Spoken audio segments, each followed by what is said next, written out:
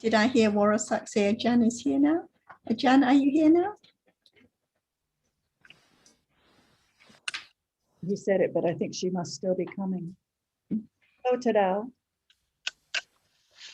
Hello, hello. How are you? I'm well, thank you. How are you? Good, good. Good.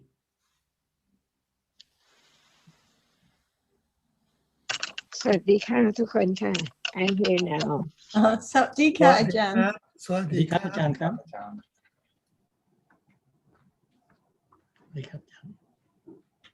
I hope Roti is coming because he had some good questions, or he had some good things he was interested in.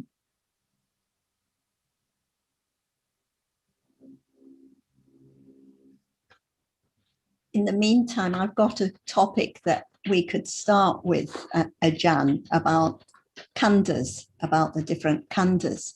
A few weeks ago, and you'll remember you were asking about inner and outer, and we discussed different characteristics of rupas. So I thought we could go through each khandha, starting with rupa, and consider the meanings of the different terms used to describe them when the sutras talk about whether past, future, present, internal, external, and so on. And then for the other khandhas in turn. So starting with rupa, any rupa, whether it's past rupa, rupa that's fallen away, future rupa, rupa that hasn't arisen, or present rupa is khandha, is rupa khandha. And then we discussed the other day internal ajatika or external bahira. So the ajatika, the internal, are as we discussed, are the 5 sense spaces, eye sense, and so on. And the external, the bahira rupas, are the other 23 rupas. And then it says any rupa, past, future, present, internal, external, gross or subtle, as we discussed. The gross are the sense spaces and sense objects, alarika, the 12 alarika rupas. So any of the sense spaces or sense objects. And the subtle, the sukuma rupas, are the other 16 rupas.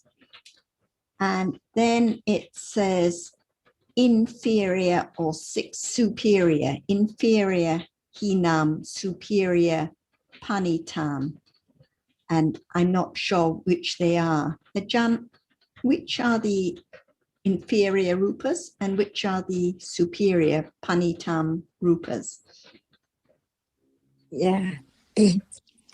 I think that the most important thing in life is to understand that which is now appearing. Because usually we just say everything is Dhamma, but what about everything now? It doesn't appear as Dhamma yet. That's why we shouldn't go across each reality, because it's so very subtle. And that which can be known is not just the word, but the reality of it, in order to let go the idea of self.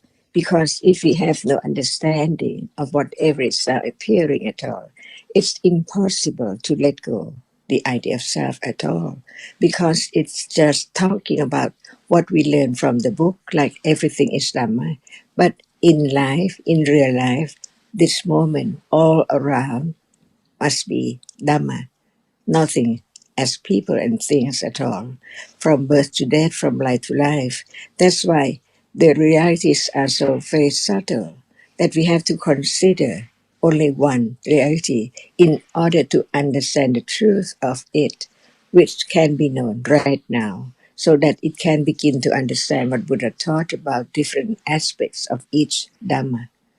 For example, right now, what rupa should we talk about? Just one at a time, because there are so many rupas all around. No one there at all. Even what we take from my body, see, inside or outside body of the other body cannot be inside, but the body now, which is taken from my body, is inside. in one aspect. See, to understand what we are talking about, there are so many different rupas, and that which arises and falls away by conditions, that which is not the object of experiencing right now. So it can be known. But now, what is there now? Is there enough understanding of letting go of something in it, no matter it is what rupa?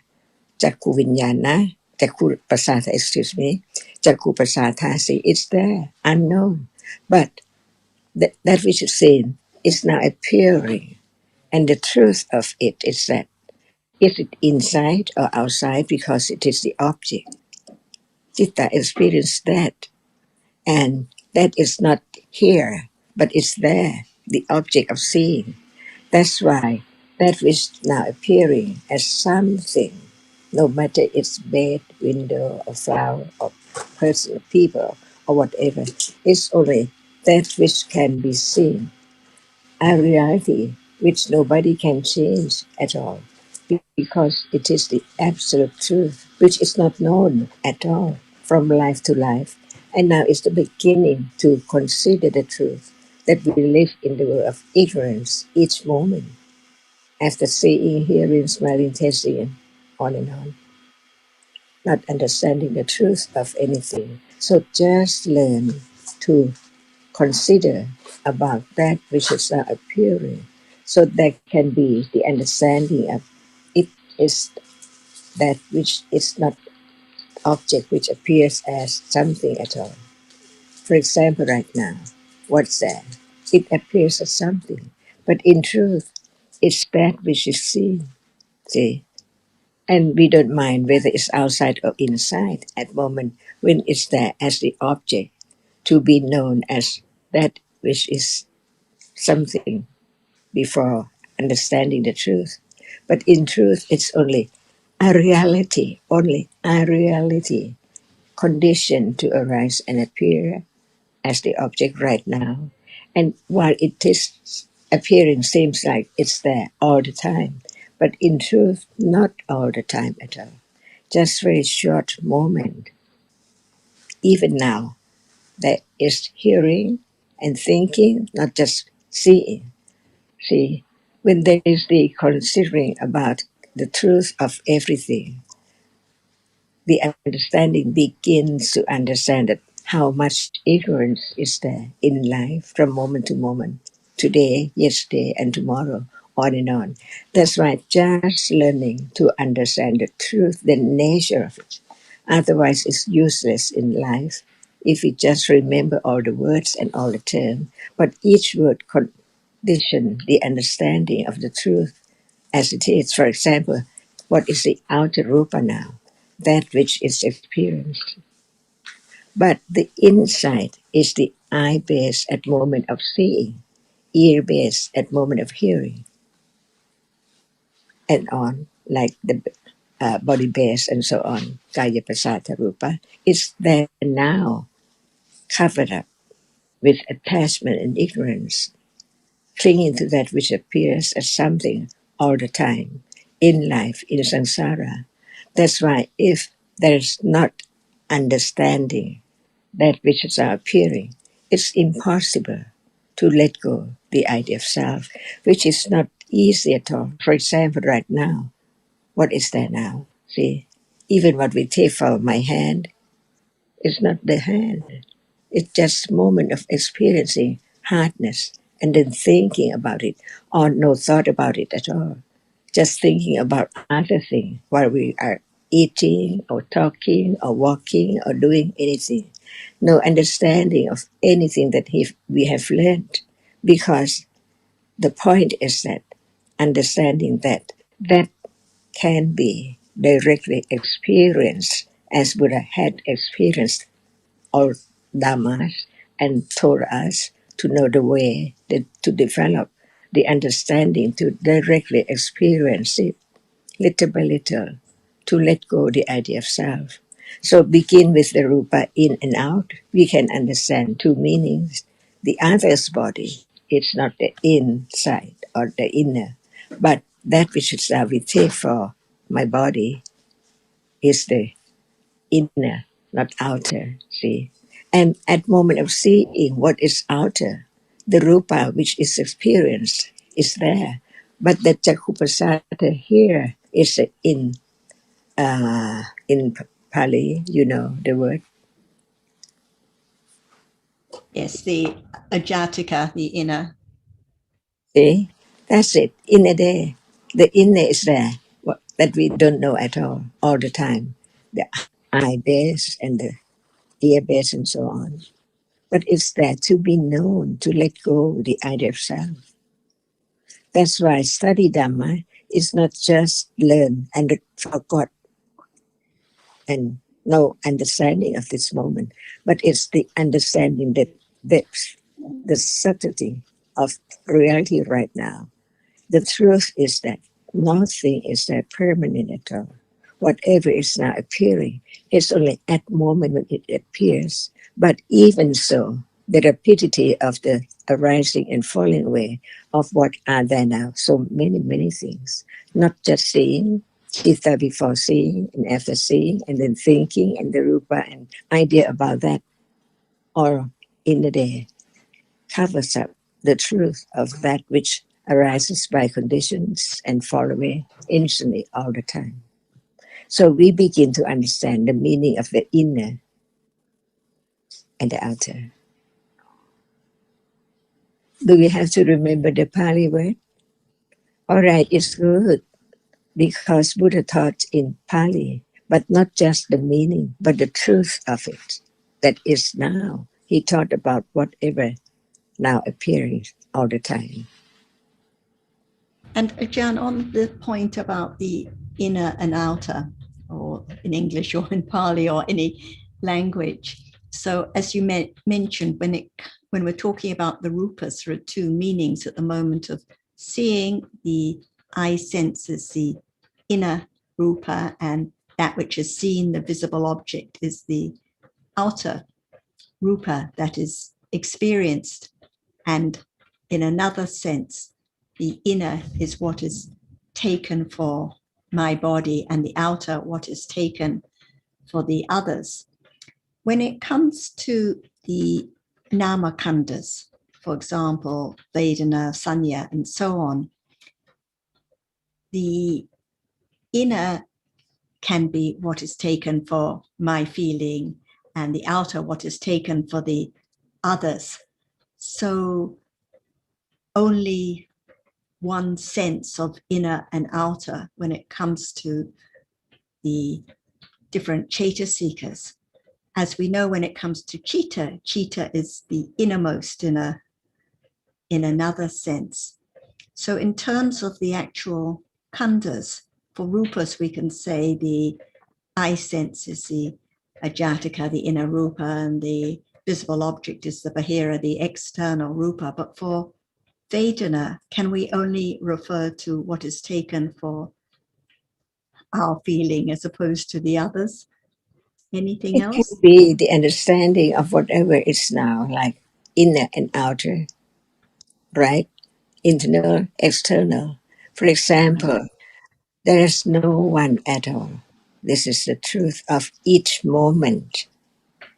But the chitta arises and falls away in split seconds. So we don't mind talking about the only one, but talking about the nature of that. For example, there is no one at all. And then there is seeing. See, that seeing is not the other seeing, because that can be seeing anytime when there are right conditions for seeing to arise. But what is there appearing is the inner, right? Even though, as we know, like with regard to seeing or Vedana, actually there's no my seeing or the other seeing or the inner Vedana feeling or the outer feeling, because it's just feeling that arises. And when it's known, it's just feeling or just seeing. So it's only thinking that considers it as inner or Yes. outer in that sense. That's why the Buddha taught about everything, no matter it's the moment of seeing, or the moment of thinking, or the moments of taking something for this or that. See, The truth is that the absolute is that nothing is permanent at all. From nothing, there is something conditioned to appear and then disappear instantly.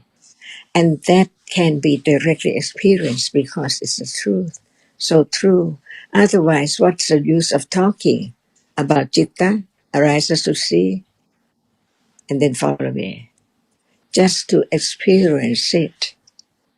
But when panya is there, enough, letting go, attachment, and ignorance about what is there as something all the time, even right now. See? And this is the path. Dhamma, we used to say, very deep, very subtle. But the subtlety of all Dhammas are here and now because it does not appear as it is, as just only one at a time. While the truth is that citta, or that which are experienced, can experience only one object at a time. See? So each word is so meaningful. It is not just the word, but it's the truth, the absolute truth that can be directly experienced. Otherwise, wrong understanding and ignorance is there. No matter how much we know about the word, the five khandhas at that moment experience that. The four namakhandas experience that, not the rupa khanda. See, just talk about the truth now so that there can be a little more interest, chanda, confidence, satta, to see the value, the precious moment of understanding it. Because just one moment of understand whatever is now appearing, condition other moment. See, and there can be the understanding of what Buddha said about the cookbook. See, what we understand now, and the moment when it's panya, the nature of panya is there. At moment when it understands that which is now appearing, and by then, no doubt about what is meant by sammatiti, sati at all, because it's there, different from this moment, not direct understanding of that which is there. All the time is there, but no one knows because ignorance is there and attachment is always there, covers up. So until there is less ignorance and less attachment, so there can be attention or begin to think about or being aware, sati at that level, which does not forget that it's a reality right now. And that is the beginning.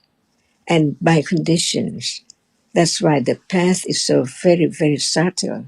No one knows that without letting go from the very beginning, it's impossible to let go all the wrong understanding about whatever is now appearing as something. As something, see, it's there, it's so true. And we talk about the underneath, the underlying, that is there, very deep, that which now arises and falls away in split seconds. That's why learning about the truth of that which is now appearing, that is the way to let go wrong understanding that take it for me or anyone or things. Because actually it's just like the breaking word all the time. Just arise and falls away succeedingly, unknown, because of the rapidity of the arising and falling away. And who can imagine how fast it is? Just opens one's eyes. It's many, many things around. Actually, each one has to impinge on the eye base, and the citta experience only one object before it can be flower or anything at all. That's why it cannot be known unless the enlightenment and the words of the Buddha from his enlightened the truth, realization of the truth of what is there now. So anything can be object of ignorance and attachment. Sometimes people someone might have the very, very unusual, pleasant feeling. It's not as the happy or pleasant feeling come at moment of experiencing the five objects or the six through the sensor and mind, but that which hasn't happened at all. But there must be conditions in the past to condition such moment. And without that understanding of whatever is there in daily life, it's impossible to let go that level of pleasant feeling at all. That's why anything can happen, can be object by conditions, but what about the understanding? It has to understand whatever is there. Otherwise, at that moment, there is the latent tendency and the asva of the avijja and attachment, unknown. That's why it takes time to know the point of study, just to understand. No matter we're talking about rupa, inner or outer, external, internal, what is there? No word at all. But the truth is that the reality begins to appear little by little to the level of understanding. At moment of thinking about it, we are lost in and trying to understanding it. But at moment when it's there, a reality, its nature is that. It's not the voice or the sound. At moment of seeing, it's not the smell. It's not hardness and softness. It's only a moment of experiencing that which is now sees, experience that object. But the nature of that which experiences does not appear yet. Because when there are so many things together around, no understanding of anyone clear at all. Because there are so many things together. That's why there can be the understanding of what can lead to that moment, the understanding about the truth of it, condition the moment of beginning to consider, to develop the understanding of the nature of a reality which experiencing now an object and only that object, only one at a time.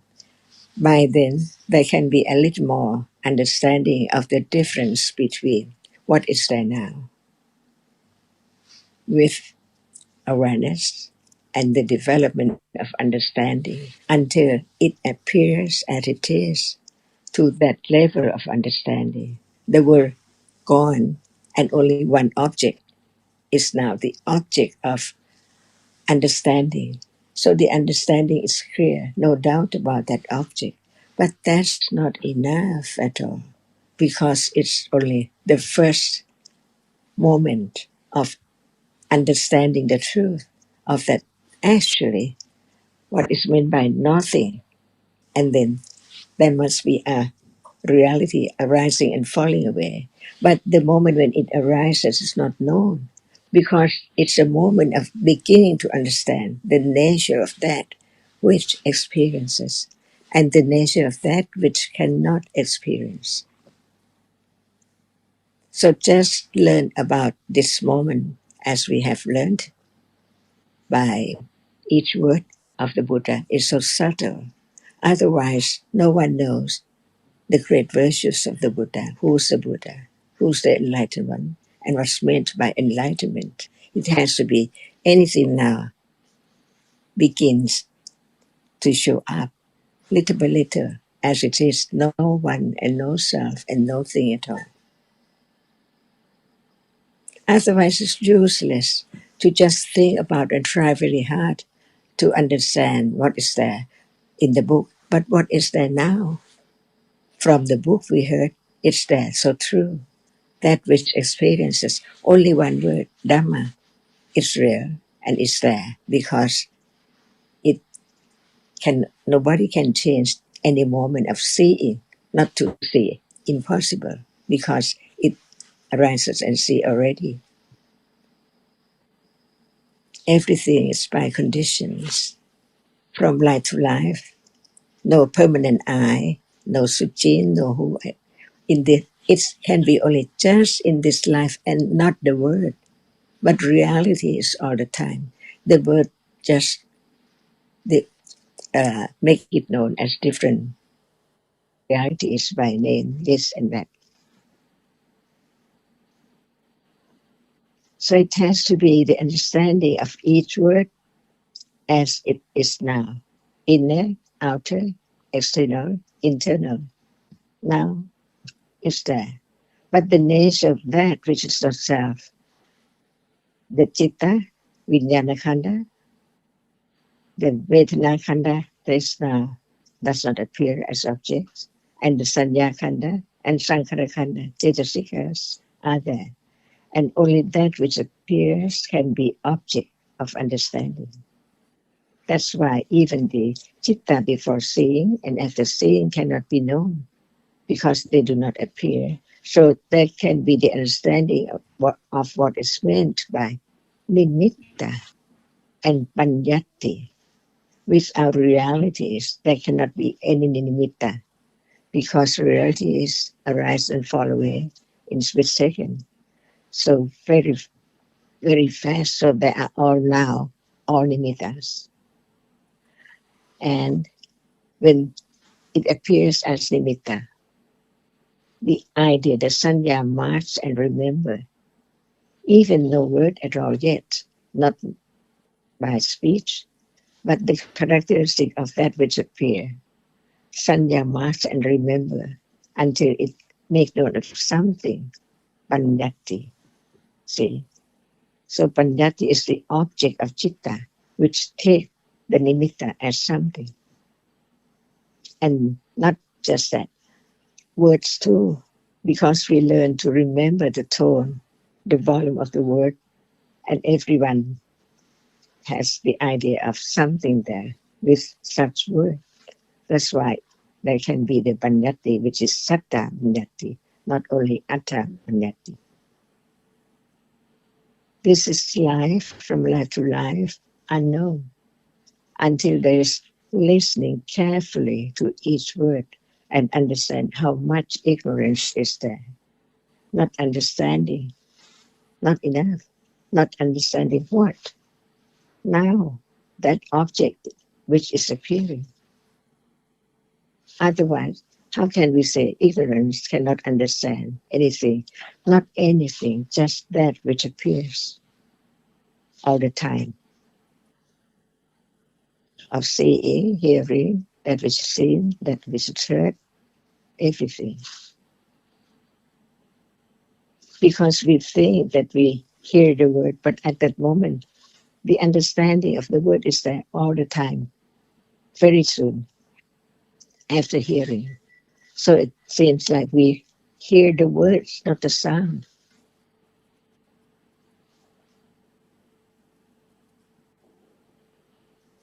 So we begin to understand what Buddha taught by word to word, little by little, inner, outer, external, internal, what aspects. Yes, and I think it's you've reminded me it's clear that seeing here, it's not seeing there, even though it's just seeing which sees, but still different seeing. So the seeing that we call inner is different from the seeing that is out there, another's seeing, even though it's just seeing. So it's always quite subtle. So it's not just thinking about it, but it's the reality at the moment of seeing. But each seeing is different. Each one rises and falls away. Each one is khandha. But only the seeing now can be understood if there are conditions. And it's the same for Vedana or any of the other nama khandhas. And what we are talking can become true when panya, right understanding, develops enough. That's why no hurry to do anything, because it's impossible.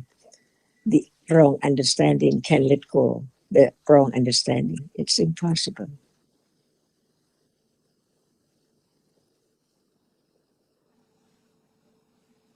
Like you say, each word we read, like we can read about the khandhas and inner and outer and each rupa, each Vedana and so on. And so easy to quickly read, but each word has to be considered so carefully in many different aspects, many different ways. Even the first word Dhamma, see, You're saying something? Yeah. Why are Vijnana Kanda and Sanya Kanda separated from the other Sankara Kandas? Why are they so special to be separated? yeah, because all khandas, Nama khandas arise together. But what can be known right now? See, and at that moment, what is there that one clings so much? When we talk about khanda, we use another word too, the upadana, which means clinging. The khanda, which is clung by ignorance and attachment. But now we are talking just about khanda. What is it? All dhammas which arise and fall away are khandas, one by one. Seeing is a khanda, hearing is a khanda, feeling is a khanda, and liking is khanda. Everything which is true, it arises and falls away. So each khanda has the three characteristics: past, present, and future, because they arise and fall away in the past and even now and in the future as well. But talking about clinging, that's why Buddha used the word upadana khanda. Who knows how much clinging is there? There is sanya right now, remembering the object which is experienced. And the citta is the chief of experiencing the characteristic of that object. But sanya is not citta, but it arises with citta. Who knows? But there is clinging to sanya. That's why when Buddha taught about upadana khanda, he just talked about the main reality which is clung to all the time. For example, when we talk about rupa, there is clinging to rupa no matter in what life. Why do we want to have it? Just for the feeling to feel pleasant.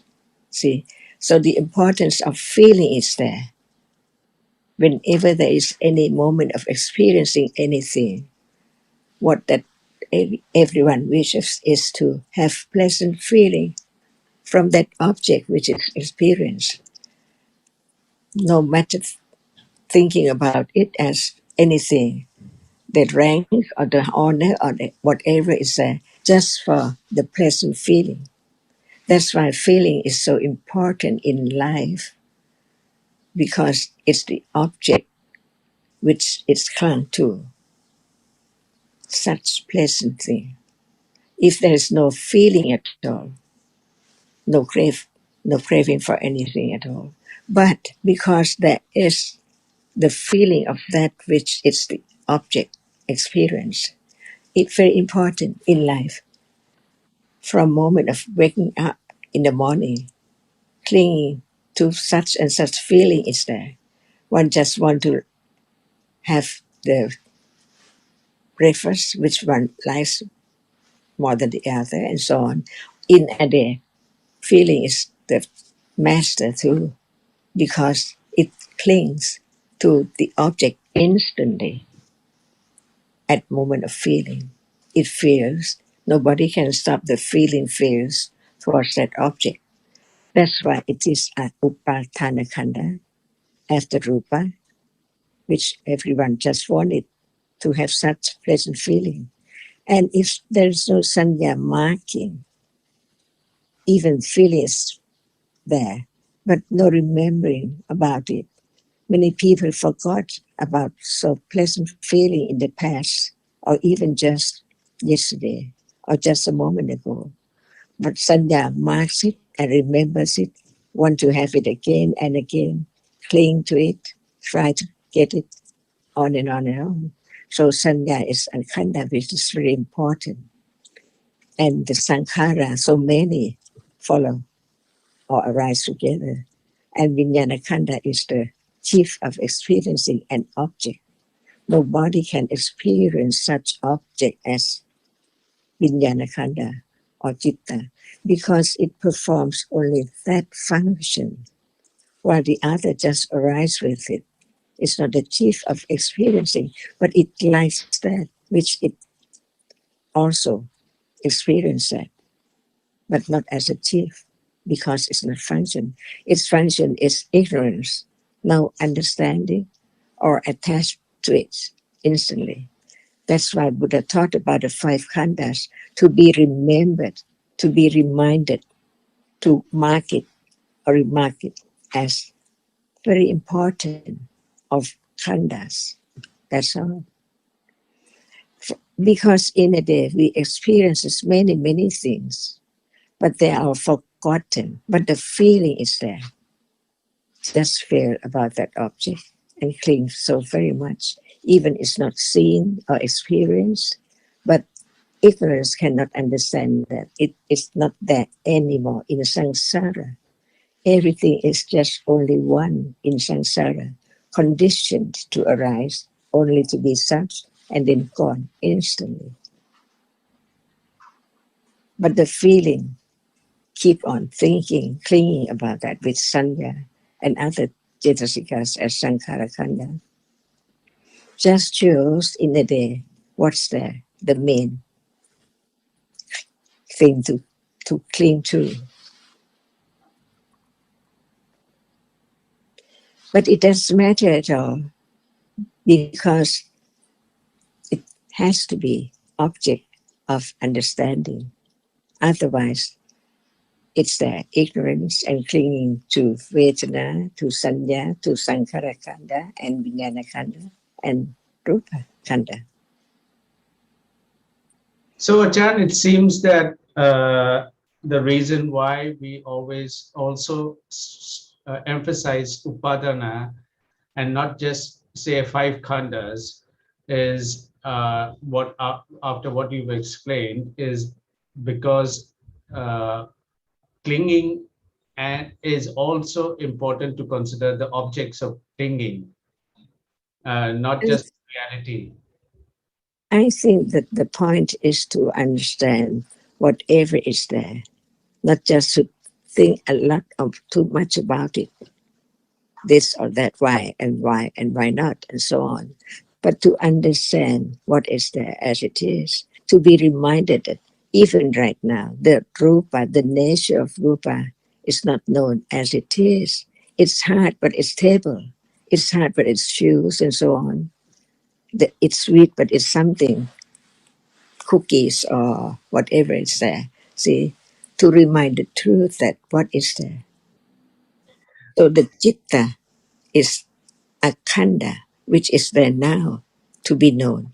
If it's not known, it's impossible to let go the idea of self or an other kilesa, to become the person without kilesa, no kusala, no akusala anymore, because the understanding of the truth is perfect.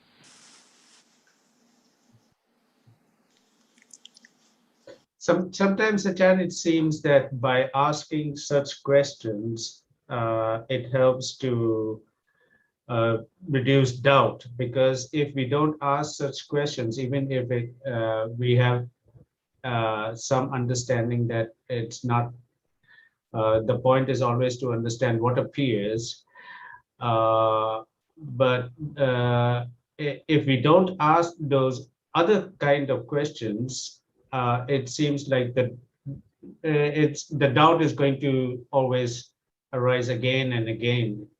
So that's why we need at least some clarification in terms of explanation. Yes, but please don't forget about the subtlety of reality. For example, even the words now we heard talking about, can it be the self or the understanding? Some people just want to study the teachings like academic, just this and that all the time. Is that panya or no panya? Just interest to know. Yeah, So the problem is it's so easy that's one to word. Hmm. At that moment, it's right understanding of the truth. At that moment, there must be wise considering too, or it just take it for, oh, I understand that word. The difference, the subtlety of that very moment can lead to no understanding of this moment at all. Just understand this and that because of this and that and so on. Or from hearing just the word reality, study, understanding what is meant. No one, no self. So there can be many, many conditions for each different one or person to have such and such idea, to understand it or to take it for something very interesting to know. This is the subtlety of Dhamma, each reality. And ignorance is there, and attachment is so very crafty, it's there, instantly taking ones away from what is the point of listening, to understand that which is now appearing, each word represents the truth, or just take it for, oh, it's this, I know, I understand, it's not self. But that's not the understanding of the nature of that, which is Dhamma, a reality. And this is a certainty of even listening to the truth. I mean, we can see, I can take the example of just asking with clinging, while we're talking about clinging and we're trying to figure out the meaning of Upadana Kanda, and there's clinging there and then there's no understanding of clinging, which is already arising. And the different khandas, the Sankara Khanda and whatever is there, it's there. The Upadana Khanda is right there and no understanding. That's why even intellectual understanding in Pali term, pariyatti, does mean just listening. But the well understanding, skillful of each word and understand that it means what is there now, the truth of it can be opened up from not understanding, no hearing at all, to begin to understand that which is there. It's the study of Dhamma. It does mean no Dhamma, even there's all around Dhamma, but no understanding of each and try to understand the word. That's why many people slept for years by themselves or listening and no considering and no discussion at all. Just think in one's own way.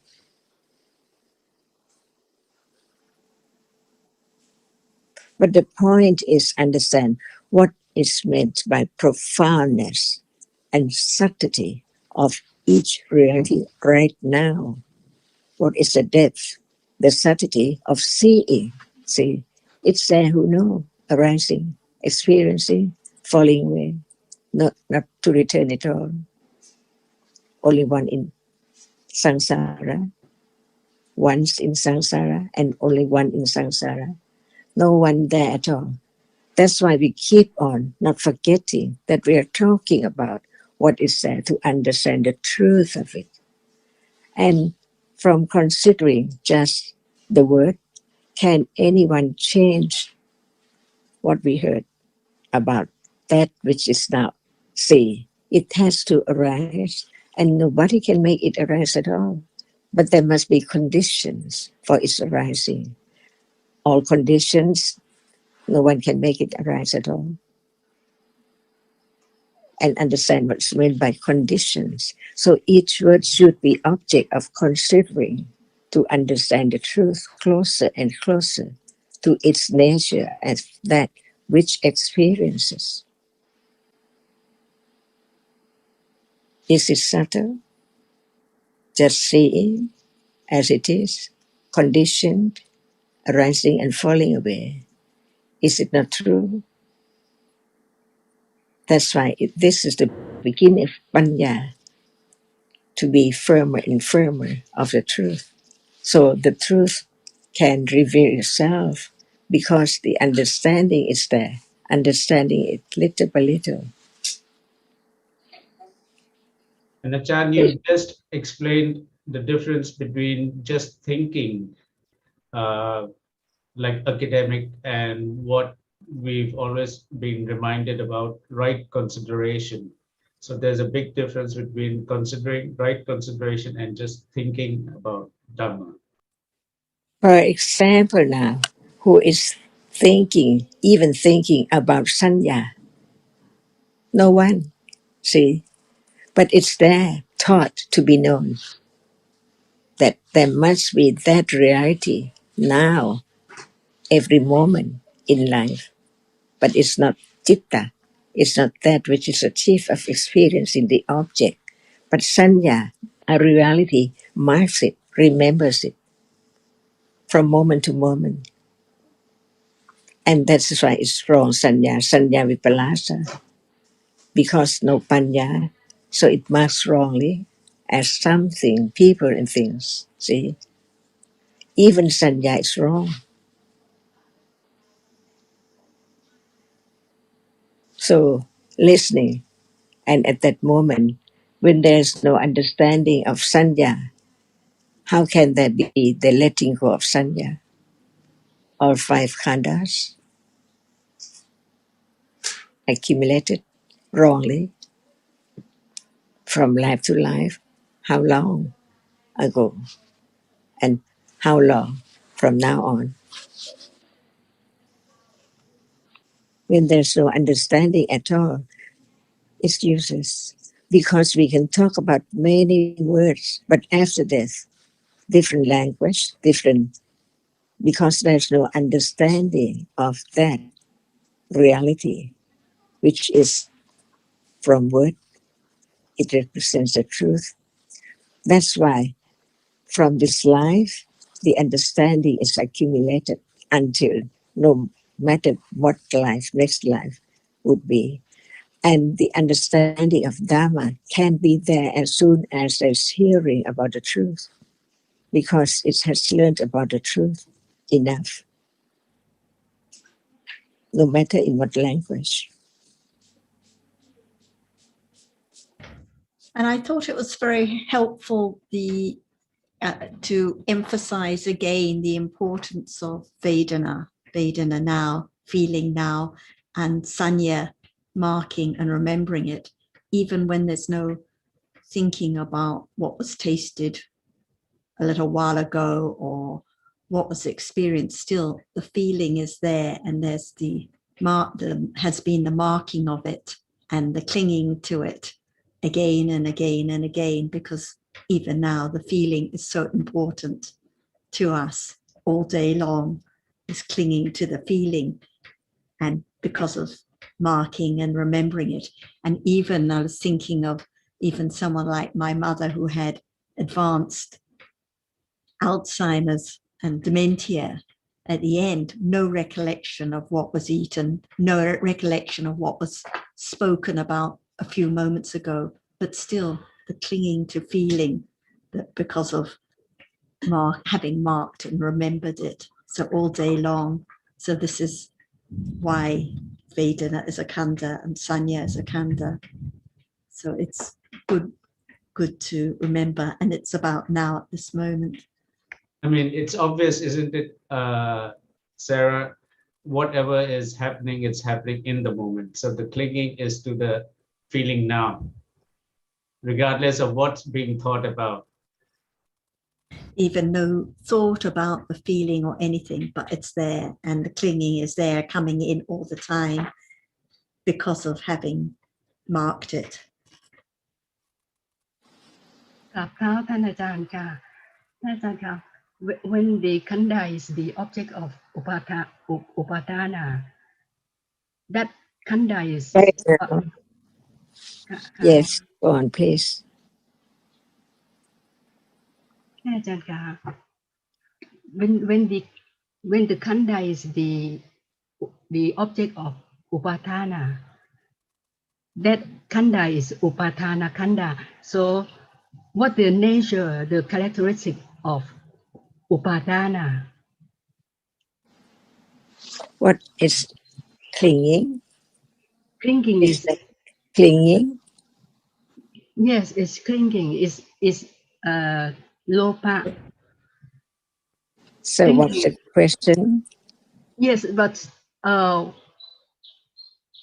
uh, the clinging, the Upadana, I wonder is it the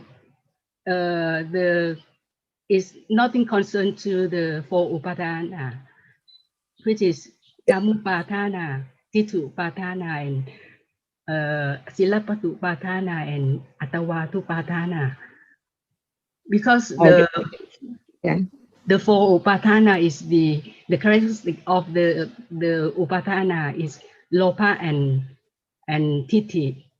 So and the object of the Upatana is only Lopa, isn't it,ท่านอาจารย์? No, I think that in order to understand the word we have heard, for example, upadana, it is that which clings, right? Yes, ท่านอาจารย์. So there must be a reality which clings. Yes. Can rupa cling? No, cannot. But Can they, feeling of Vedana cling? no, cannot. Can sanya, which must and remember, cling? You cannot, ท่านอาจารย์. That's why we begin to understand that there must be a reality, reality, not two, but only one reality, which clings. And that is the function of a reality arises and cling, no matter to what object, rupa or vedana or whatever is there, clinging to that object as something, right? Yes. Yeah. Not understanding the truth, so it is something. So cling to that which is the object, which can be anything. Yeah. So the object which is the object of clinging is the upadana khanda, which means the object which upadana cling to. But the clinging itself is only a reality which performs a function of clinging, only one. But the object of clinging, anything can be except the Lokuttara Dhamma, cannot be the object of clinging. Yeah. That's why Lopajitasika is the Upadana, but the Khanda, which is the object of Upadana, can be anything except the Lokuttara Dhamma. Yes. Yeah. Yes. And can Lopa, the object of clinging? Yes. Can. I no doubt about the one, the reality, which clings, and the object of clinging, which cannot be the lopa. Rupa cannot be lopa. Sanya cannot be lopa, but can be object of lopa. Cling to it. Yeah. It's very clear to me now. Thank you, ท่านอาจารย์. And Kun Meta, good to hear you. It's Yeah. only Upadana Kanda at the moment of clinging. So Vedana arises and falls away all the time, but it's Kanda at any moment it arises. But it's Upadana Kanda when Loba arises and experiences that Vedana, when it's the object of clinging. And when it's the object of clinging, it can be clinging with wrong view or without wrong view. So it's the same as when we talk about the four upadanas, it's just referring to the moment of loba now, with or without wrong view, clinging to that object, the vedana or rupa or any other object. And just at that moment of clinging, it's upadana kanda. Otherwise, it's just kanda which arises and falls away as usual. Yeah. Thank you, Kun Sarah. It's very clear to me now. Thank you. It's good to hear you, Meta.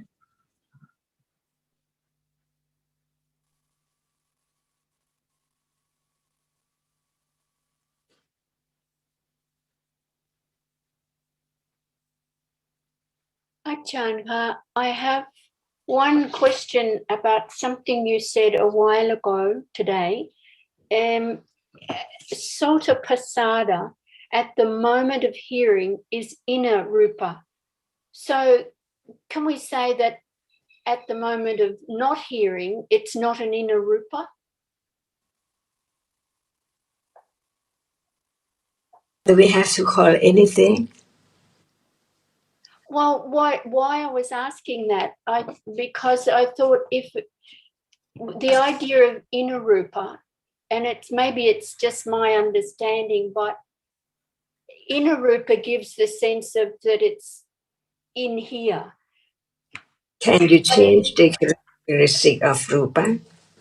No, can't change the characteristic of rupa, but I'm When just we wondering. talk in general, no matter when it's at that very moment or not, you cannot change the characteristic that it is a reality which is the inner, not the outer.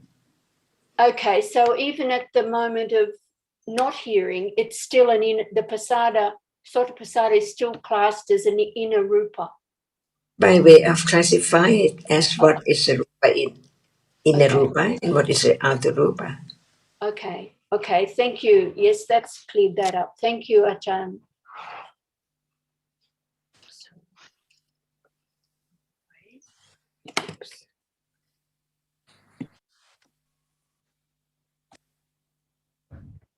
Whenever, as I understand, whenever it arises, that ear sense, it is inner rupa, but it's only ayatana at the moment of experiencing. So if there's no hearing of sound, then it's not an inner ayatana because there's no experience at all. But whenever it arises, it is classified as inner rupa by way of khandhas.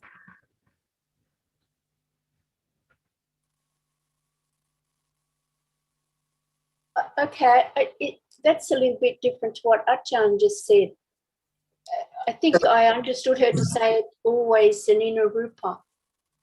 It is always an inner rupa, that's how it's classified. So the ear sense, the pasada rupas are always inner rupas when we're talking about the khandhas. But if there's no hearing, there is no meeting of the different realities. So it's not inner ayatana at that moment if there's no hearing.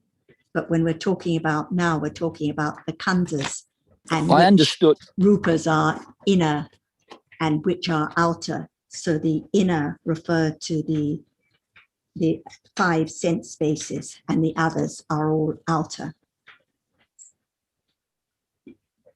That's why Buddha I talked understood about when Ajahn was this in speaking. many different aspects, by way of ayatana, by way of khanda, by way of dhatu, to understand the nature of it as it is.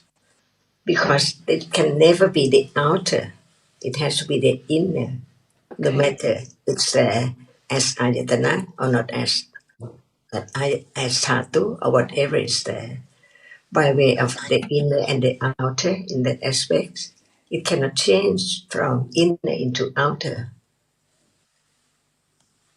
And that's why we have to know whether we're talking about khandhas or ayatanas. So when we're talking about khandhas. So it's always inner whenever it arises. Okay, thank you. It's really good because it really breaks up the idea of self. It's been a good discussion today because for me it's just, as I said, it's really broken up the idea of me and mine and myself. So thank you, Achan. And that's exactly the point of talking about khandhas or ayatanas, just to learn that there are these different khandhas, inner, outer, and so on. Just different upadana khandhas, just different realities at this moment, different vedanas arising and falling away, which are clung to all the time. No one there at all. Thank you, Sarah. Very good. May I ask something about this point? So when the pasada rupa is the object of understanding, of another person is the object of understanding. I know this is a very exceptional case, but then it is outer.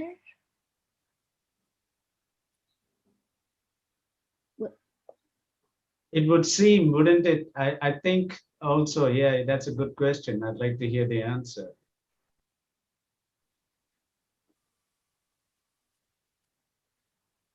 I don't know if Achan heard my question, Achan.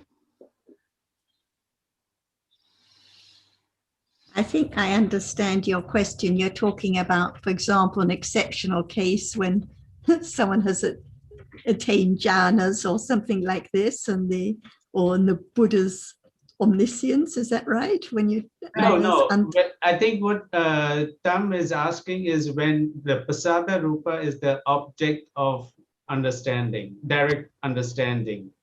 So what is the pasada rupa at that time in terms of ayatana? Is outer ayatana then? Can anyone change the characteristic of a reality?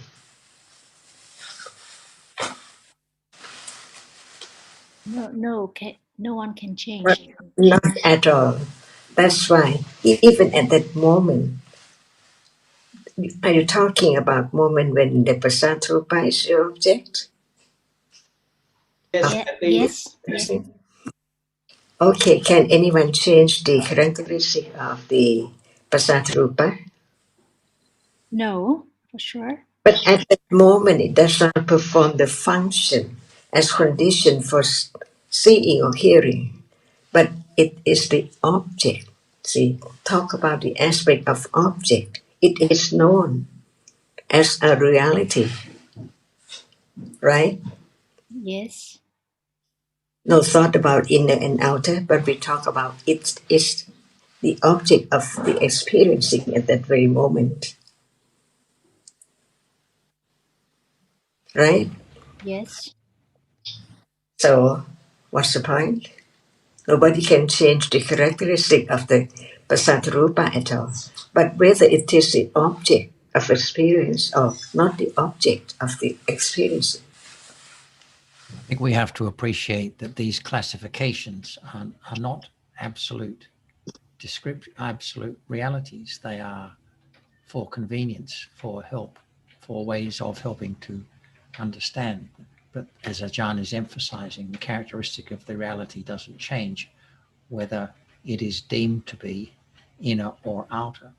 So, and therefore we can't talk about a reality changing from being an inner to an outer, because it's only a way of classifying.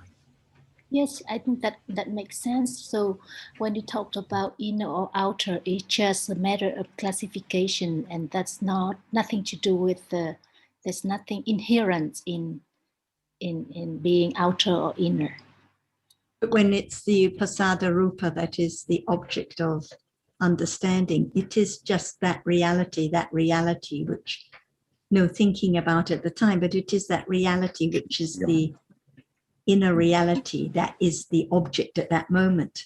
But at the moment of understanding, then there's no seeing, so it's not, the pasada rupa isn't arising as to be inner ayatana, but its characteristic is exactly the same when it's the object of understanding. Otherwise, it wouldn't be understood. Okay, that's good. Thank you. Just like Vedana or any other reality, when it's the object of understanding, it's just as it is, even though, in fact, it's fallen away. So it's not the inner rupa at that moment because it's fallen away, but the characteristic is just the same. Yes. Also, dear Tom, what I understood by that was that the classification is the classification. That's nothing to do with the reality. And that's very simply put. But that's what I heard from Ajahn originally. And then Azita, and then, other people have spoken. And I think that can confuse things. So what I understood Ajahn was saying, the classification is the classification. That's not the reality. And they're very, very different. Okay, very good. Thank you. And we forget, Tam, that when the object of, when the Pasada Rupa is the object of right understanding, wouldn't it all be known as the inner reality? Not at that moment, but that is what the meaning of inner reality is. Mhm. You know that this is, it's not visible object. It's Yes. another rupa. So that rupa, the visible object is always the outer, and the pasada rupa is still always the inner. It's the reality that it is. So you mean when it is the object of understanding, then its aspect of being inner can be understood as well, right? Did, was that it was you were saying? Sorry, that's what I'm saying. That's Okay. what I'm saying, that if we are to understand the difference between the different realities and why it has been classified as inner and outer, it's not just to know it, another classification, but the reason that it is inner or outer can also be understood when the Panya knows that reality. Example, eye sense is not visible object. So no matter we call the eye sense inner or what we call it, it is that reality which is distinct from the other one. So I think the point is when there's understanding, it is that particular reality that's understood. So the reason that we talk about different ayatanas or different khandhas is actually about the reality at this moment. So it's not just a classification that is distinct. It is about the reality right now. So the eye sense now is different from what is seen. So if when there's understanding, it is of the reality, whatever name we call it. Is there the eye sense or Chakupasat Rupa now? Yes. If there is no understanding of it, how can it be the object, right? Right. So the characteristic of that reality, the rupa, which is different from the other rupas, must be there. That only rupa, which can be the base for the object to impinge on it, right? Yes. It's real, but it does show up because it is not the color, the visible object. It's not the voice, it's not hardness, softness. So it is the characteristic of a reality which is not known now, right? Because it is not the object, right? But when it's the object, it's the characteristic of that, the quality of that, the characteristic, like visible object. See, visible object is that which is seen, and that which is not seen is there as the rupa, which is the base for the Chakkuvinyana to arise. See, so that is the Sukkuma Rupa, subtle Rupa. It does not appear. It cannot be object of the sensor at all. But when it's there as object, it has to be minder. And when it's minder, the characteristic of that which appears, how subtle it is. No word, no thought about whether it's inner or outer. That's why the classification of all realities must about that which has its own characteristic. But we don't talk about each characteristic, but we talk about the classification of all the rupas. What is the inner rupas and what is the outer? That's all.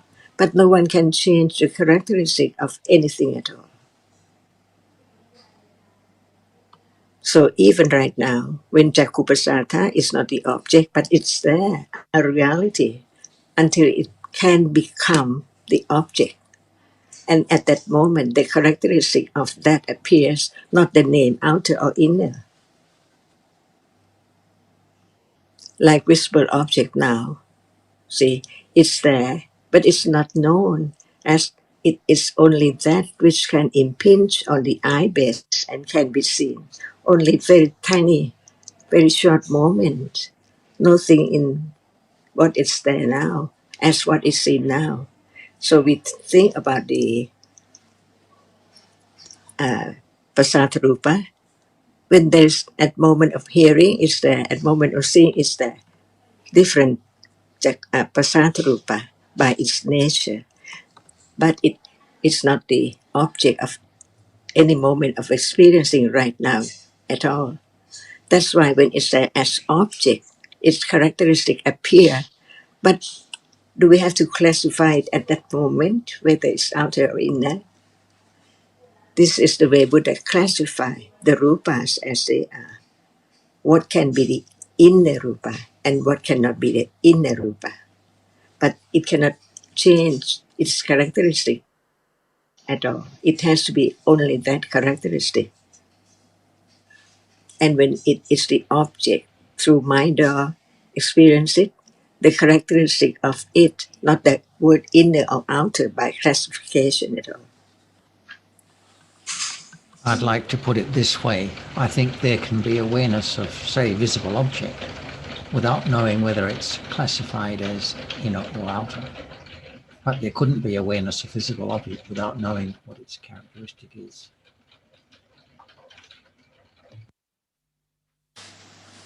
So inner or outer are not part of the characteristic of Dhamma, right? They just Just a way of classification Yes. or helping to explain different aspects of Dhamma. To understand the differences of rupa, that each one is different. Tam, as Achan was saying, that when there's the understanding of the pasada rupa different from visible object, then you, of course, you don't have to say inner or outer. It does not that, but it means that one rupa is the base for the other.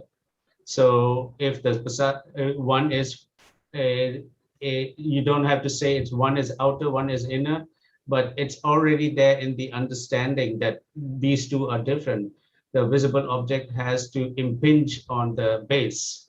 So already there, the idea of inner and outer can be inferred. I understood that those to be the difference in the characteristic of reality, like pasada rupa is not the same as sound or as other rupa, so it's just itself. So it's how I understand the difference is to be, but because I don't know if like being inner is something to be part of the characteristic. That is the point that I'm not sure about. Without the upasata rupa, can there be moment of seeing, hearing, and so on? No, cannot. Is it different from the other rupa? It's different. Every rupa is different. Can the other rupa perform the characteristic or has the function of Chakupasata rupa and other pasata They rupa? cannot. That's why it's different. And by what way or by what aspect? It's taught about the subtlety of that which is different. For example, is there Hataya Rupa now? Yes. Is it different from hardness, softness, heat and cold? It must be different. And when it is experienced as the object, it's not those reality which is daily object at all. See? That's why Buddha taught about what is near and what is far, what is inner and what is outer. That's why to show the difference in different ways. That's all. Mm-hmm. Okay. So when the name pasada does that have anything to do with the characteristic of those realities which can be impinged by the object? If we don't use any term or any word at all, can we understand that without any word? And But if the characteristic is there, no matter what we call it. But Mhm. when we mean only particular that, we use one word for it. And the other word for the other reality. Mhm. So Just could to you make say it a little known what bit we are more? talking about. Could you say a little bit more about the meaning of pasada? Does that have any particular meaning or Can we significance? compare Um, with anything?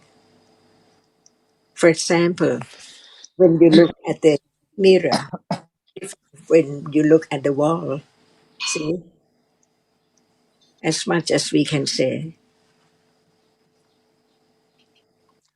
Tom, what I understand is I think it's sort of happening what's with the other, what we've just been talking about is that the classification is not the reality. So when we talk about pasada, as I understand the Pali word, it means something like to shine, or what Ajahn is alluding to, something that reflects, it relates to something that's shining, but that is not, and that can help us can lead us towards an understanding, but of that reality, but it won't give us that understanding. The word doesn't give us the understanding. It's, as you realize, a lot more subtle than that. And this is what a lot of what I found what Ajahn said today being very helpful in that sense that the reality is so different. It's very, very subtle. It's very different to the how we describe the word, how you describe whether say adhyattika or bahira. There are ways to help you to understand what's inner and what's outer, but it's not the understanding. As you know, there are many people, they know Pali really well, and they can describe all these words, but that's not the understanding. And what Ajahn has stressed today very, very brilliantly, as I understand her, is that the characteristic is very, very different. We can talk about characteristics, the lakshana, we can talk about them, but they are not the understanding. So all these different words, they can help us to perhaps classify things, like pasada, as you said, which means something like brightness or that which shines or that which reflects. The word pat means like anyway, I won't go necessarily all the Pali aspects. It's not really important. So I think it's so important to realize that all these words, Pali words or English words or whatever words, Vietnamese words, they are classifications. They're nothing to do with the reality, and that's a lot more subtle. Well, it's a completely different world. It's a completely different world. As the Ajahn was saying, we have all these different panyatis, all these different concepts, whether it's attapanyati or saddapanyati, but they help us in a way. They help us potentially, but they are not the reality. And that's, I think, what Ajahn has been speaking a lot about today. All these different clarifications, they're helpful to a point, but they are not the understanding. And I think this is a vital point to grasp. I don't know if that's been helpful. I hope it has. I think I understand that they are not realities, but they help us to understand realities. So I think when Ajahn talked about the meaning of pasada, and you also helped, I think it also helps to understand it a little better. So that's good. I think shining or reflect, that helps to understand a little bit more about the characteristic and the function of pasada rupa. And when there is awareness or understanding, it is the characteristic of the reality that is understood. So in terms of, say, sound or visible object, it is just that which is experienced by ear consciousness or eye consciousness. And It And seems to Tam, me that the shining or reflecting would be part of the characteristic of the Pasada Rupa. So it is when, if there, I mean, I can't even imagine what awareness of Pasada Rupa would be, because it's only experienced through the mind, or obviously requires a very high degree of developed understanding. But what would be appear would be that something to do with that part of its, that is the characteristic that would be known at that time, Yes, yes. sensitive to a particular impingement by a particular other rupa. Right. So Tam, when we use the term reflect, can we imply that reflect here means that that is the rupa that is able to reflect the object to consciousness? I think, Roti, that's a pretty good Yeah. idea, because I heard Jonathan one time say, call it receptor. And I've also heard Achan liken it to a mirror. You know, when you walk past a mirror and there's a quick reflection. So what you've just said, I think, is another, that's my third. Yeah, it's a good one. Thank you. I like Achan's, you know, the reflection in the mirror, very briefly, as the Pasada Rupa. May we talk about this moment in order to understand what we are thinking or talking about. For example, seeing. That is seeing for sure, right? But without that rupa, which the visible object can impinge on it, like at the arm or the back, is that such rupa that it can condition seeing to arise? Impossible. That's why each rupa is so different, so very, very tiny, that it's conditioned to arise and falls away in split seconds. As much as we can know is that now there is seeing. And usually we know that without the eye, there cannot be seeing at all. Is that right?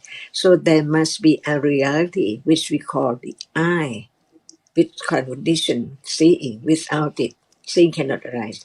This is true as much as we know. But can we understand the truth of that which impinge on the eye base? It's not the table of thing at all. Or can we understand that reality which that impinge on it? So it these two conditions seeing to arise. And there are other conditions as well, like karma. Without karma, they cannot be seen right now. See, so many different conditions. Without cetasikas arising with seeing, seeing cannot arise. To understand that each moment is conditioned by many conditions, not self. But can we understand all conditions? Especially seeing sees that which is seen. So there can be the understanding of that which is seen, developing little by little, that it's not as it is at all, because of the rapidity of the arising and falling away, condition, the shape and form, and so on. And we can understand as much in order to become to understand the truth that actually what is seen is not that we take as something at all. And it cannot appear as it is, as that which is seen, without the panya, which can understand only one reality at a time. So it can be clear little by little to be one object only.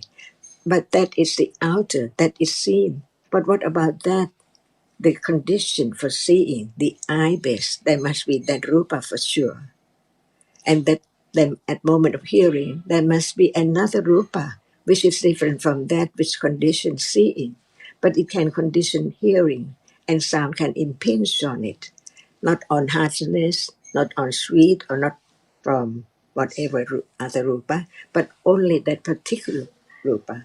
And when it's not the object, how can anyone know, realize it as its characteristic? But there can be the understanding that there must be a rupa which is different from other rupa because it's there, only there, not at the other place at all, by conditions. And when something impinges on it, It cannot experience that because that rupa cannot experience anything. But it conditions the citta. But the citta has to be conditioned by kamma and other cetasika as well. This is what is not known at all. And what can be known only when it's the object. So when this passatta rupa is not the object, how can it be known? Its characteristic as different from other rupa. Even visible object is different from hardness. Some people might not know at all because they think that they can touch the color and the visible object, but actually what is touched is not the visible object at all. That's why we learn to understand what is there, little by little, from one thing to another thing, to understand it clearer, not just to think so much about it and doubt. When it does not appear as the object, it's impossible to even experience it. And when it's not experienced, how can it be known? And this is life from moment to moment. No one there at all. Just once and only one in samsara, no matter what is now appearing. And the subtlety is that it's gone before we can think or understand that it's not the same one, it's different ones. From moment to moment. And to consider, investigate whether this is true or not. If it's true, how can anyone know? There must be the way to know because Buddha had realized the truth and taught us the way to realize the truth that we're talking about. And that is the point of learning about the truth of life. Not just thinking about it, but to study that which is now appearing. And let go. See, no one can do anything. It's there all the time before we think about to do or to make it arise. It's impossible. It's there to be known as it is. But without hearing about the truth, it's impossible to think about the truth of it, which no one can know at all without development of understanding. And it's only through the understanding and careful considering that there can be the appreciation of why the dharmas are classified as they are, why I sense is inner ayatana, why the visible object is outer, why citta is inner and cetasika is outer, and so on. So it's not just a random classification or a classification that is separate from the realities, but understanding the realities like Vedana or Sanya, then there's more appreciation of why Vedana is a khandha and Sanya is a khandha. So I think it is the understanding of the realities which helps one appreciate why the classifications are just the way they are. And Sarah, I think it's good to be reminded that it helps only when there's understanding, otherwise it doesn't help. Not just that because that otherwise we think that it helps and we try hard to understand it, and then it's not going to help. Without any understanding, for example, any understanding at any level of what I sense is now or what visible object is now, then they're just meaningless terms and details. So that's why each reality has to be considered carefully and considered why it is khandha or why it is ayatana or why it is this dhatu and so on. There are many suttas in which the Buddha talks at length about feeling and its importance and its various kinds. And I think for me that is more helpful to reflect on than why it might be a separate khandha.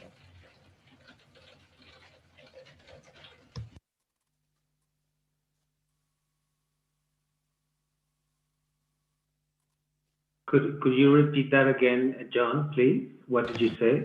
I said there are many suttas in which the Buddha talks at length about feeling and why it's important and its significance and all the different kinds of feeling. And this is just a personal opinion, I suppose, but I find that kind of reflection more useful than, say, why it's classified as a separate khandha, which is somewhat speculative anyway, because it's not stated anywhere in the teachings, as far as I know, why things are classified the way they are. It's basically left up in the air. But there are lots of specific references in the Buddhist sutras to feeling that can be a very useful source of knowledge, I think, and reflection. I would think that in the commentaries, I mean, it would make sense that the commentaries would talk about it, like why is feeling a different classified as a different khandha. But I don't know if there's any. No? I'm not aware of any. I haven't heard of any. But there may be. I haven't heard of any. Roti, did you want to continue from your topic last week at the beginning and suggested you might wish to? Well, probably not really. I would prefer to continue by writing, maybe, because I don't. I mean, John gave me a very good, lengthy response, but also very deep and difficult to understand. So I think I would like to, maybe on writing it would be probably easier to comment about it. Yeah. Thank you.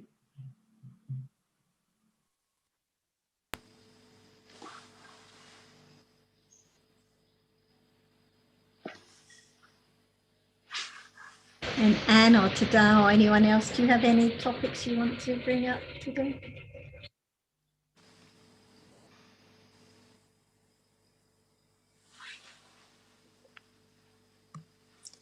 I think that when we talk just about anything or a reality, it depends on how much understanding of that is. For example, everyone hears the word khandha and understand what's the meaning of it. But what about this moment? Is it akanda? Only akanda? No matter we talk about the eye sense, eye base, or the seeing, akanda, which is not more, only whenever it's there, very short and then gone. Does anyone think about this? At moment of hearing the word kanda, it depends on how much understanding or how deep understanding is there. Otherwise, it's just a word in a book, and we remember what is meant by kanda. But it's not just the meaning. The truth of it is now, at any moment. What is there is a kanda, conditioned to arise and fall away. And that can be discerned or experienced directly, realize the truth of it, stage by stage. Otherwise, what about the use of listening about it? Because it's now and not enough understanding. That's why when you learn about the different aspects of each one, it can condition what we are talking about. We are talking about one reality and understanding it better. For example, there are many rupas, 28 kinds of rupa, but each is different, and it is one is classified by the way it is the khanda, which has the characteristic, the rupa, and what is not sapawa and not sapawa, and so on, just to realize the truth of this very moment. But at moment of understanding, it's not moment of thinking about the word, but it is the beginning to understand the nature of that which we use the word nama, that which experiences, and the rupa. We don't have to say just rupa, but that which is seen, no matter you use the word invisible object or just shape and form or anything at all.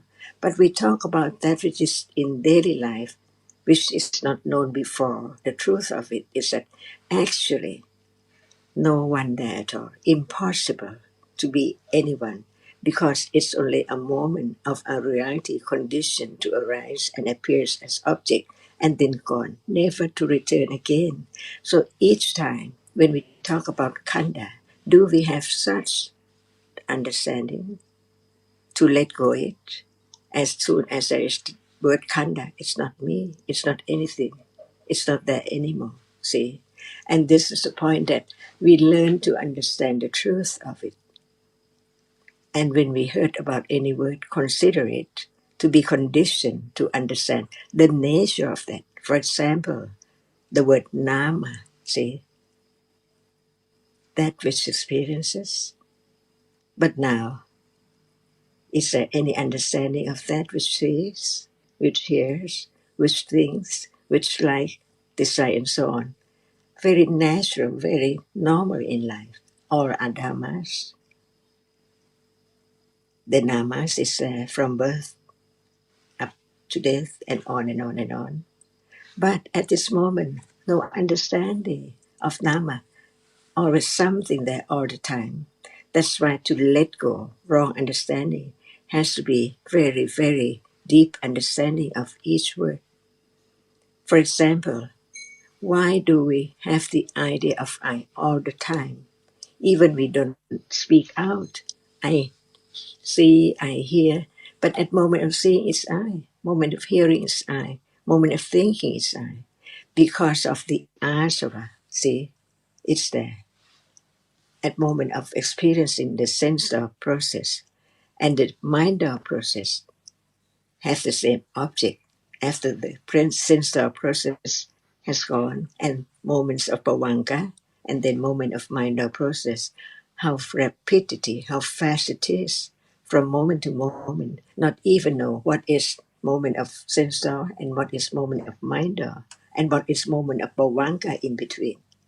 But from learning about the truth, it can condition moment of understanding. What is that?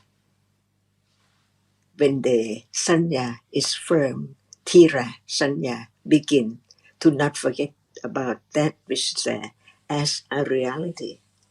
And this is usefulness of understanding the teachings, not to understand the word, but to understand what is there now. And this is the best thing in life, most precious moment. Because without this, what about next life?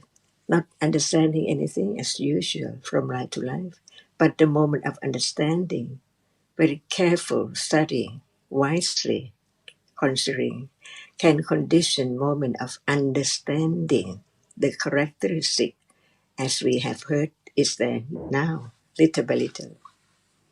So we can understand why there is doubt about this and that, because it does not appear, or even it appears, there's no understanding of the truth of it at all. For example, seeing now, what is seen? See, not as it is, arising and falling away, only one at a time, nothing in it. That's why we learn about the truth of reality as whether it is the inner or the outer, because it cannot change its characteristic. And when we talk about object, how many chittas can experience only the five objects, and how many chittas can experience the objects through mind? It's natural, so natural in life, very normal, but no understanding and beginning to understanding is different.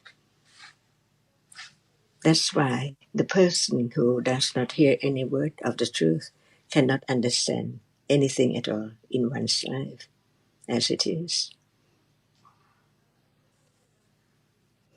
And we shouldn't just talk about without thinking carefully like ignorance. Okay, yes, it cannot understand.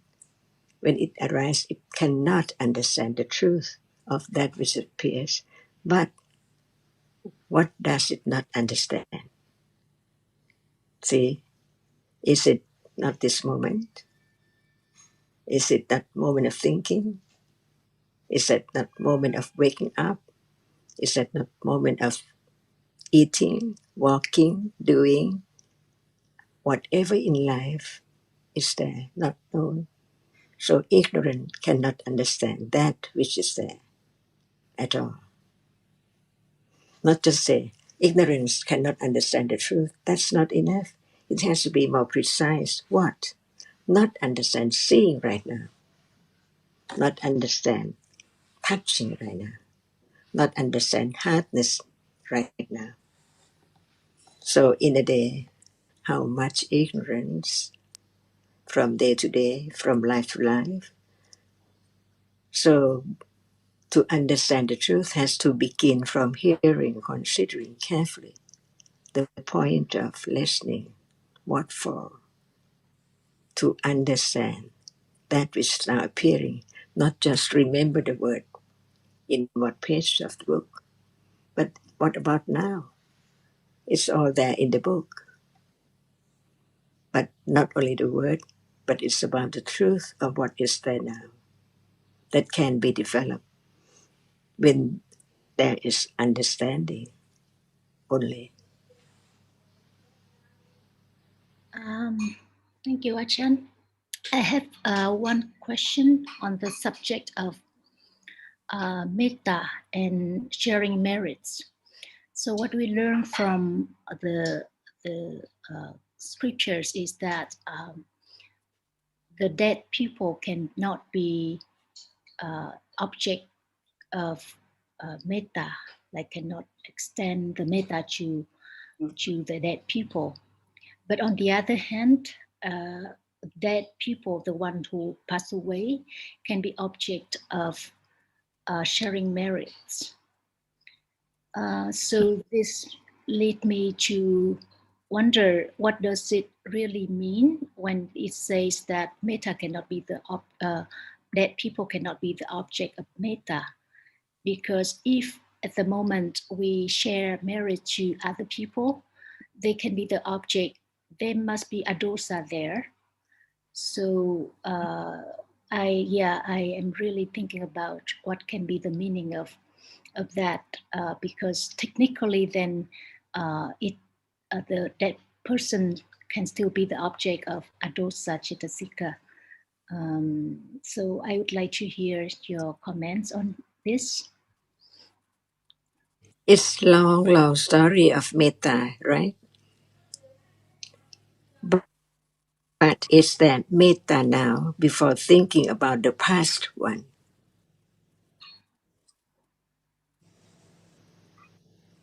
So what is the point of developing metta? Not to the person here now, on the street, in the house, or anywhere in the world, or just think about that who that had passed away. Yes, I think it's more a technical question, because it's some point in the But script. it's more useful to understand the nature of metta or to just think about metta. Well, there are conditions to think about it, although it's more useful for sure to. And what's the use of thinking about that and having metta now? And the way to develop metta, but there's metta now. Is it possible to think about those who died and try to have metta towards them? But what about the people around you? One or two or three or five on the street, in the bus, in the house, anywhere. I think it's not like trying to have metta, but like it happens to everyone. We might think to our dear ones who passed away, like our father or mother. So at those moments, it can be metta, or it cannot be metta. That is the point. It seems. Yeah. Can it be attachment instead? Can be. Because not enough understanding about metta. Thinking about the past one and would like to have metta towards those people, what is there? Clinging or no clinging? Is it metta or it is clinging? See, that's why Dhamma is so very subtle. It's not just understand the word or try to understand the word, but the moment when it's there.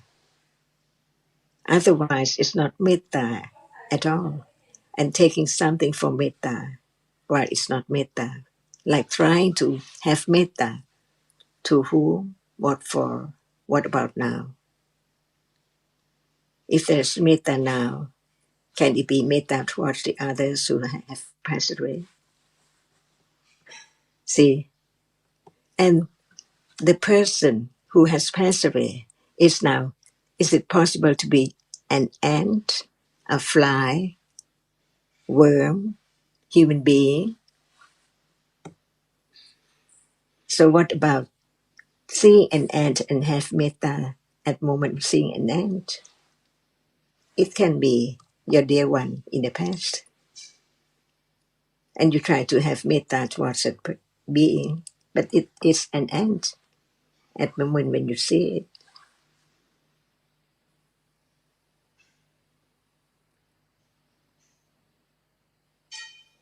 That's why understand. Tam. Oh, sorry. Please. Yeah. No, please. No, please continue, Ajahn. Please continue. I've got a point. I want to add something, if I may say something there. Tam, I thought Ajahn's response was really brilliant. You know, it's always a reminder about what really is kusala and what really is metta. In the scriptures, there is a sutta. I believe it's in the Sutta Nipata. It's called the Without the Walls discourse. Where, and in Pali, I believe the word is called patidana, when you share merit.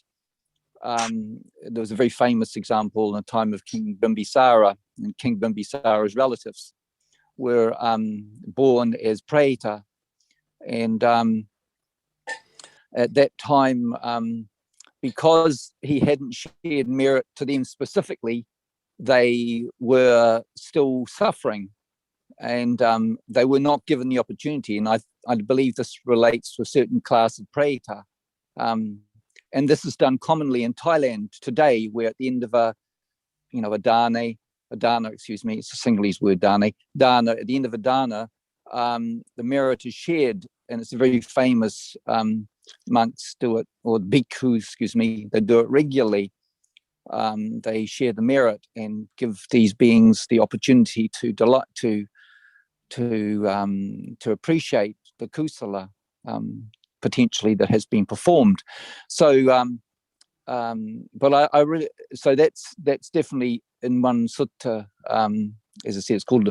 I don't know that I can't remember the Pali, but it's in English. It's translated Without the Walls discourse, and it's and there's a very good commentary in the Paramatta Jyotika by Bhikkhu Nyanamoli about this whole issue around sharing of merit and those particular preta who were in great stress and unfortunate situation, and they weren't given the opportunity. So it's elaborated quite a bit in that sutta, the Without the Walls discourse in the Sutta Nipata. But I really do appreciate the Ajahn's reminder, towards the ant, that could easily have been a relative in the past, or or any creature or anybody for that matter, could be strong relatives.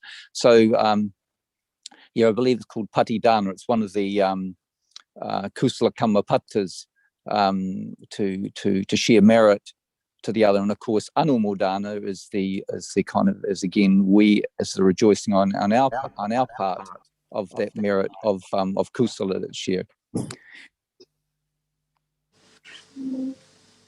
So we have to understand the moment of metta in order to understand why we do not have metta towards those who pass away, because not that person anymore. So at this moment, when there is metta, without understanding, it can be attachment. See, that's why only Panya can understand the difference between kusala and akusala, or metta or lopa. Why does one to metta those who have passed away? The tiger, the snake can be the person who you'd like to metta and try to metta, see? But it's impossible. It has to be that which is known as someone or people at that very moment of experiencing. What is metta? To be friendly, see? Well wishes for then, anyway, always, no matter in what situation. Is it there developed? It's not yet. How can we think about the past, the person who has passed away? A tiger in the forest or a snake in the house? So the truth has to be the truth. Metta at moment of experience is a being.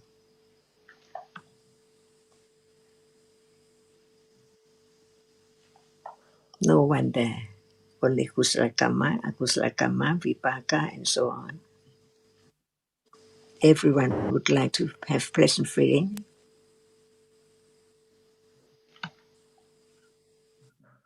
I Can you think share? I think it means a little bit like thinking about your past relatives is just imagination, while a snake in your house is something real right there. Even if it was not your relative, because I don't know what's the point of the relatives, because I can feel more friendliness to other people sometimes which are not my relatives. Probably with my relatives it's a little bit more difficult. And I think also we can see how the more understanding there is of realities as not self, the more conditions there are for metta, friendliness, anytime, any circumstances, not this particular one takes for one's husband or one's special friend or one's teacher. What about, like Ajahn said, the insects or anytime, anywhere, the nature of friendliness or kindness? So without the understanding of what metta is, there's always thinking about particular situations, about one's parents who passed away or this person or that person. But even when they were alive, even now, the people around are actually just different chaitasikas and rupas rising and falling away that we take for this special person. So, So I think understanding is what conditions more metta, more wise reflection, less clinging to the special one who passed away before. Tam, do you see the difference when it's patidana, when it's sharing merit? You are doing it with the understanding that there are beings who can, like Petas, who can appreciate, and without assuming that it will be that particular person there who is born a Peta and will be able to get the message or receive what you're saying. But in terms of metta, you don't know. I mean, the person is dead. It's not that person anymore. So it's like wrongly assuming that it's there. As Ajahn was saying, it might well be the ant that's walking around on the table. And while the ant, the person you think is who you have in mind is, and the ant in front of you is that person, is actually that ant, and you have no metta towards the ant, and you're having metta towards someone that does not exist, right? So there's a difference between patidana and metta. In patidana, you're not, you're doing it if, and with the understanding that in case that person can receive, appreciate, so you do it. But in terms of metta, it's not there. It's definitely not that person anymore. Yes, I got that point. But just technically, because at the moment of thinking about the person who might receive or might rejoice in the good deeds, for example, in the case of Patidana, the Kusala Chitta there has a dosa in it. So I was just thinking about, technically speaking, they can still be object of the chitta with adosa. Like when you make it clear that only when there is the understanding that they are not really being, and just wishing them to be able to rejoice in our good deeds, then that's Patidana.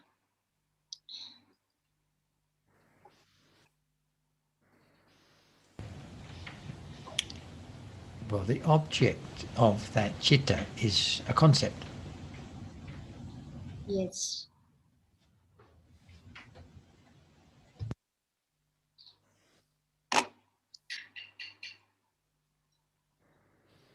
What is technique?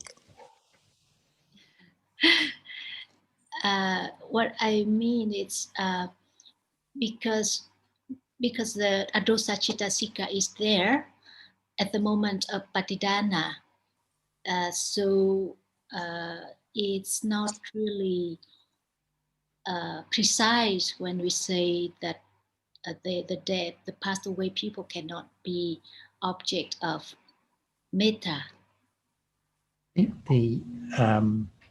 The adosa cetasika is there because one is sharing merit. One is inviting others to appreciate some kusala one has done. So it's considered a kind of dana.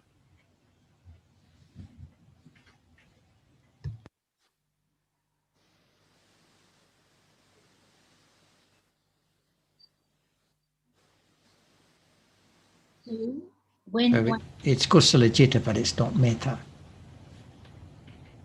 So when one think about our past one, and think, oh, maybe they, I wish they can be reborn in the plane where they can understand the Dhamma, or have opportunity to hear the Dhamma, for example. At that moment, it is metta or patidana. Clinging. Clinging. Often when we think of the dear ones who've passed away, like I'm sure it's Anne thinks of her sister who passed away, and one would like them to be reborn in a happy realm or to be able to hear the Dharma. And we think it is kusala citta, but what about all the clinging also? And the example you gave couldn't be patidana because one is not shared. There's no kusala being performed that one is sharing.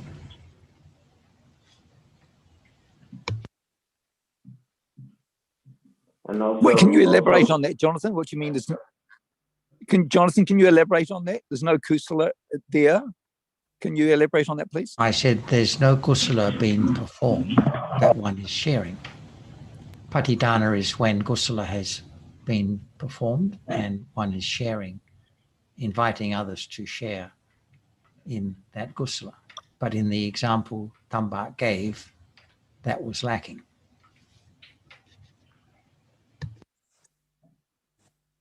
Would you say that, Tum? What was your understanding of that? That was no kusala there. I'm a bit confused when I hear that, because I understood from what you were saying that presumably, because we can't say exactly whether it's kusala or kusala, but from what I understood you were saying, there was intention, there was kusala intention there. Can you perhaps elaborate on that, please? I got the point John made about not being patidana because there has to be the good deeds to be shared, to inform the others for it to be Patidana. So what I was thinking is, like you said, just when one think about the dear ones, and similarly to when we do Patidana, we offer them the opportunity to rejoice in the good deeds because we wish them well. So similarly, when we think about past ones, sometimes we might think, like wishing them well, like also wishing someone in our daily life, another person wishing well. So I just wonder whether wishing well to a living person can be kusala, but wishing well another person who is dead cannot be kusala, but it has to be clinging. I'm not sure about it. So this is something I think I have to consider more. Comes back to the citta right now. Like now, we can wish anyone can benefit and appreciate the discussion and consider and understand more without it being particular, this one or that one, anyone can benefit. But sometimes the clinging comes in, like when we think, oh, may it be our dear ones who've passed away, may they in particular benefit. What about the clinging? So it can only be known now at this very moment. Yes. And just one short comment. I think no one is saying that there cannot be kusala citta when thinking of departed ones, but what is being said is it doesn't count as metta. It doesn't count as metta. Okay. For example, one could think of the good qualities of a departed relative that with kusala citta. I don't see why not anyway, but it doesn't count as metta. Because I think for metta it has to be a living being, right? And your departed relative or departed whoever has disappeared. Yes, So, that is the point of the discussions. That is yes, and in that regard, there is a living being that was the departed relative, but it's not the same living being, is it? So, but it's like if one has the concept, if one has the concept of the known relative in mind, it wouldn't fit. The now living being is no longer that person. Yeah, exactly. It's like I'm focusing on transferring metta to my mom, but she's not. I mean, of course, there's a being that came after my mom died, but it's probably just a snake, and I'm focusing on my mom and not on the snake. And I think that's Jan's point. So what about to the snakes and the ants and the people around one when one goes shopping or out in the street or leaves the discussion, because these are the opportunities here and now for metta. And what about the snakes who were not your relative? Any snakes, no need to think about whether they were or weren't. It's just another living being that would like to have pleasant feeling. And very unlikely, Roti, that the snakes that you do not know were not a relative. The Buddha once said that it's very difficult to find a creature that was not your mother, your father, your brother, your sister, your son, or your daughter. So vast is samsara that many snakes, I would say all snakes probably, there is some connectedness in our journey, on our vast journey of samsara.